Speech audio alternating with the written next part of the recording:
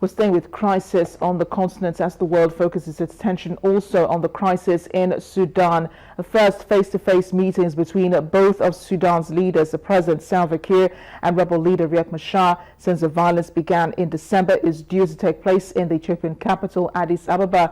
Both men have arrived in the capital just ahead of the talks. A conflict in the world's newest state has left thousands of people dead, more than 1 million people more homeless. The UN has accused both sides of crimes against humanity, including mass killings, sexual slavery, and gang rape. South Sudan's rebels have accused President Salva Kiir's government of launching coordinated attacks on their positions as Kiir arrived in Addis Ababa for talks with rebel leader Riek Machar. Dr. Riek came here yesterday because he had been requested by world leaders, Ban Ki-moon, John Kerry, and the Prime Minister of this country to come to Addis Ababa, have face-to-face talks with Salva Kiir in the hope of finding a peaceful solution to this problem. But before even the meeting could take off, we are receiving information reports of violations. So we are taking this opportunity to inform the world that President Salva Kiir is not serious about having a political solution to the conflict. Friday's talks in Addis Ababa will be the first time the two rivals have sat together since fighting erupted in mid-December. Thousands of people have been killed, about 1 million have fled their homes, and rights groups say there may have been war crimes committed. The United States, other world powers and African neighbors which welcomed South Sudan's independence from Sudan in 2011 have piled pressure on the two men to halt the violence that continued despite a January ceasefire deal. Deputy Social Representative of the Secretary General, Toby Lanza, reported corpses strewn all over the roads and bushes in Bentiu, capital of Unity State.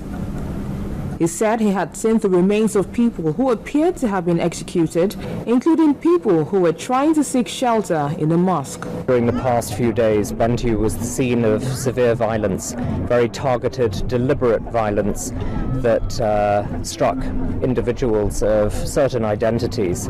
And I think that what I've so far seen in the mosque and in other parts of town has really been very, very heart-wrenching.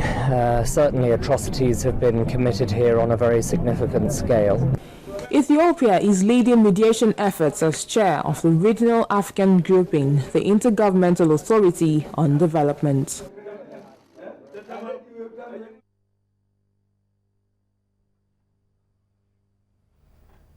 When we come back after the break on the world today, South Africa's ruling ANC wins again.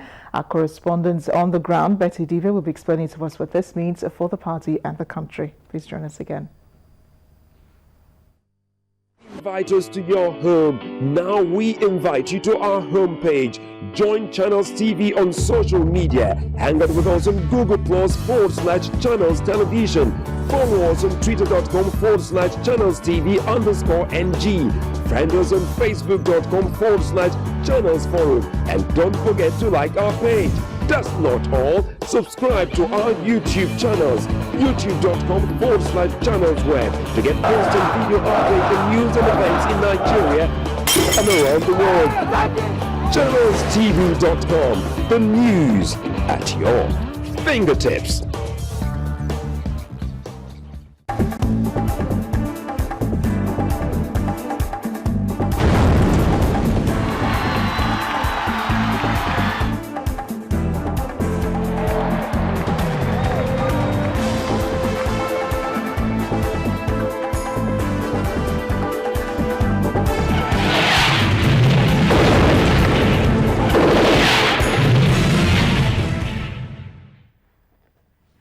Welcome back to the world today. Now, the African National Congress again won in South Africa's general elections on Wednesday. With about 99% of the results in, the ANC has 62% of the votes, followed by the Democratic Alliance, the DA on 22. Analysts say inequality, unemployment and corruption are big problems in the country, but the electorate has shown it's not lost faith in the ANC. The Economic Freedom Fighters Party is in third place with 6%, while the Electoral Commission said voting passed off peacefully in most areas with turnout at just over 73%. Let's go now to our correspondent on the ground, Betty Dibia, who's in South Africa, Johannesburg, I believe, for more on this. Betty, thank you for staying on the line with us.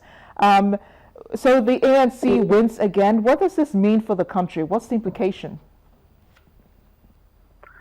I guess it's more of the same, and people think better of what they've had. It was a tough battle for the ANC because the other parties have improved numbers.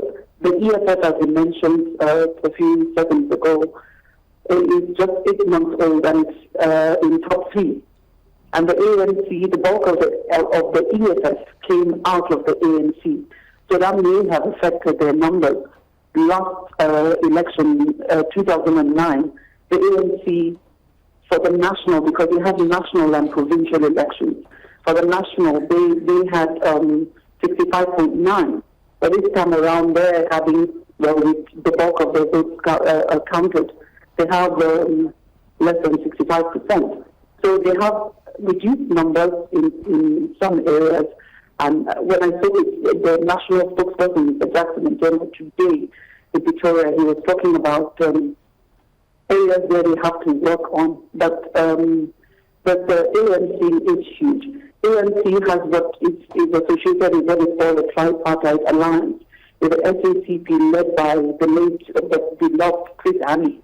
And you have COSATU, which is the umbrella labor union, although the biggest affiliate that's MINSA as part of COSATU is having issues with the leadership of COSATU, but it's still a huge body to fight. So the ANC is still ahead. We will have the official announcement by 6 p.m. local time tomorrow. Okay, Bessie, just very quickly, President Jacob Zuma, of course, with this win for the ACB, continues as president for another 5 years. But he's had lots of allegations against him. There's that one about renovations at his country home, in which millions of dollars were spent trying to renovate the house. He says he has nothing to do with it. It was the states that did that. But apart from that, other allegations against him, mismanagement of funds and so on, how is he fighting that? I mean, how does he intend to fight that with the next many years he has? He addressed the need from editors a few days back where he talked about the renovations in Nkandla, security defects and all that. And he defended himself. He said he didn't ask for it, and that the issue of security in Nkandla is not a frivolous issue because his house has been attacked even before he became president several times, and one of his wives was raped. He will also tell you that his party is the one which has created what is called some of the institutions, like the public prosecutor that found him wanting with regard to Nkandla, and that he's placed institutions in place to fight.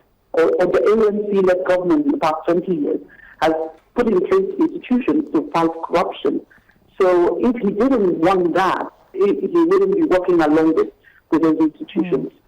So he's still defending himself, and let's see how it will play out. Because the committee in Parliament, which was supposed to look at the issue and his response from Nkandla, for example, was shut down and referred to the next Parliament, which will be sworn in once the election results are completed and all issues regarding the election is done.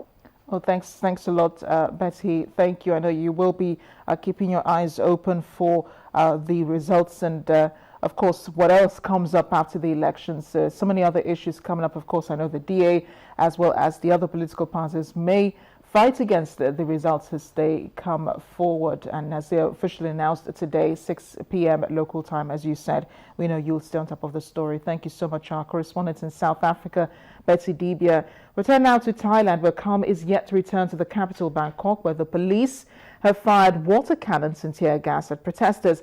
Hundreds of protesters have been holding a rally just outside government compound in the city. This comes 2 days after a court-ousted Prime Minister Yingluck Shinawatra. Ms. Shinawatra was ordered to step down on Wednesday over the illegal transfer of her security chief. Another court has indicted her for negligence.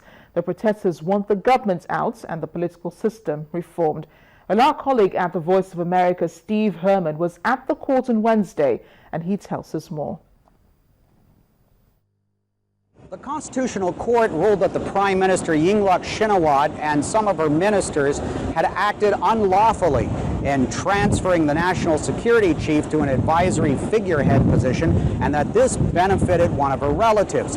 Now, her supporters say that this was within their mandate to shuffle around bureaucrats and there was nothing illegal going on. They say that the court itself has acted unconstitutionally and they're going to contest this. However, it is essentially a fait accompli at this point. The only silver lining for the government is that the ministers who were not involved in this transfer will be able to stay on in a caretaker status and presumably will select from among themselves an interim prime minister that would stay in place until elections are held. And that really is the big question now. When will Thailand hold elections? The Election Commission says that should happen on July 20th. But the main opposition party, the Democrats and others, have been resisting that, saying there needs to be electoral reform first to ensure that the election isn't rigged, although others have declared previous elections free and fair.